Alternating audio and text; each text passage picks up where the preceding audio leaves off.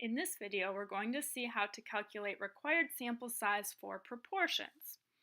So we have a formula for this, kind of similar to the formula for means. It's n equals p hat times q hat times z star over me squared. The z star and the me are the same z star and me that we had in the formula for means. The difference with the me is that they're going to give you it as a percentage, a number of percentage points. You need to enter it as a decimal, so convert the percentage to a decimal. Z star is based on the desired level of confidence, just like it was before. So the problem will give you the level of confidence and you will plug in the appropriate Z star value. P hat and Q hat are new. The problem is either going to give you something to use for P hat. Generally, it's going to be an estimation or results from a prior study. If they don't give you a number to use for P hat, then what you do is you use 0.5. Q will then also be 0.5. If you remember, the Q hat is 1 minus P hat. So 1 minus 0.5 is 0.5, and this will give you the largest and therefore the safest possible value for n. It's better to have too large of a sample and have results that you don't need than to have too small of a sample.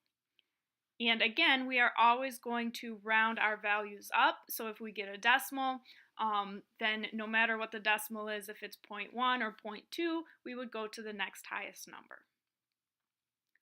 So, for example, a manager for eBay wants to determine the current percentage of US adults who now use the internet. How many adults must be surveyed in order to be 95% confident that the sample percentage is in error by no more than 3 percentage points? Assume no prior knowledge for the value of the proportion.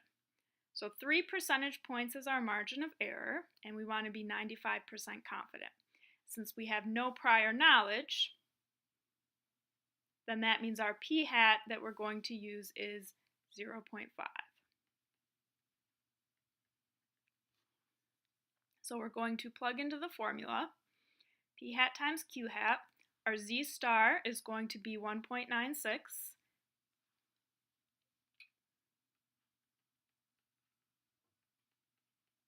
And our margin of error is 3 percentage points, so 0.03. So we're going to have 0.5 times 0.5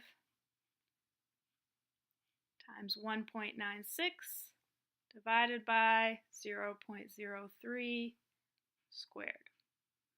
And when you type this into the calculator, depending on your calculator, you may need to do the 1.96 divided by 0.3, square that first, and then multiply by the 0.05s. Notice the square is only on this set of parentheses, so you can't multiply everything together and then square it. That would give you the wrong answer. What you should get here is 1067.11.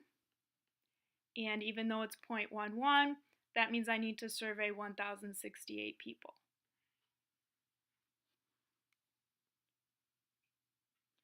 Question 2 says to find the minimum sample size needed using a prior study that found that 87% of US adults now use the internet.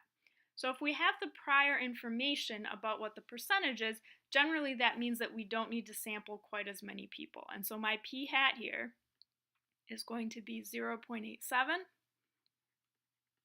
My q hat would be 1 minus 0.87, which is 0.13. Z star and margin of error are going to be the same.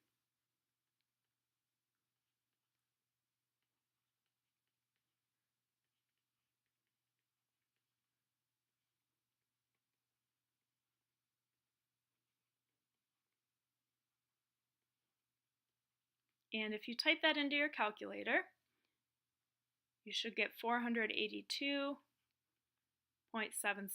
So for this one, now that I have the prior study, I can sample fewer people. I only need to survey 483.